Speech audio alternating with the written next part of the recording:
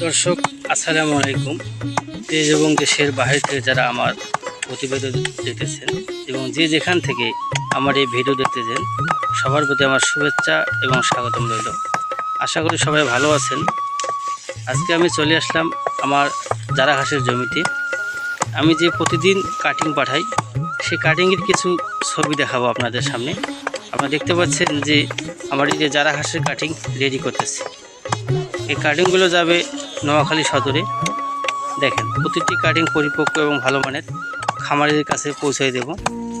যারা গরু ছাগল নিয়ে চিন্তিত বা গরু ছাগল নিয়ে ভাবছেন যে কী খাওয়াবেন, এই জারা ঘাস চাষ করুন, খামারের জন্য প্রযোজ্য হবে। খামারে লাভবান হতে হলে আপনাদের জারা ঘাস চাষ করতে হবে, তাহলে আপনারা খামারে লাভবান হতে পারবেন। আবার দেখতে পাচ্ছেন যে কাটিংগুলো প্রতিটি সতেজ এবং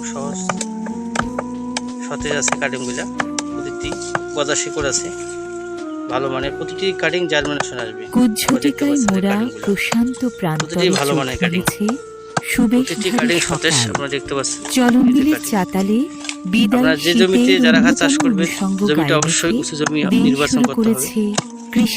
জমিটা আগে আপনার ট্রাক্টর বা হ্যার দিয়ে চাষ করতে হবে, মাটিটা ঝুরঝুরে করে নিতে হবে, তারপরে আপনার জমিটা রেডি করে জারা ঘাস রোপণ করতে হবে। কালো মেঘের আঁচলে মুখ মুছে খামারিদের কাছে জারা ঘাস পৌঁছে দিচ্ছি। মিটিমিটি তাকিয়ে থাকা সূর্যকে সাক্ষী ভিডিওটি ভালো লাগে শেষ পর্যন্ত থাকবেন। ঝাঁপিয়ে জারা পড়েছেন ঘাসের কাজে। আত্মপন্ন জানতে পারবেন।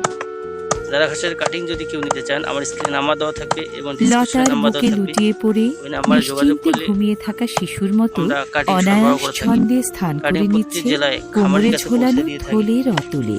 প্রতিটি ঘাস সতেজ আপনারা দেখতে পাচ্ছেন। ঘাসের যে মান, কোনো ধারালো নাই, মসৃণ, পাতাগুলো অনেক মসৃণ। যদি ভিডিওটি ভালো লাগে অবশ্যই লাইক আগন্তুকের করবেন, উপস্থিতি টের কমেন্ট পেয়ে করবেন, যেন সাবস্ক্রাইব ঘন করে পল্লবের আড়ালে লুকিয়েছে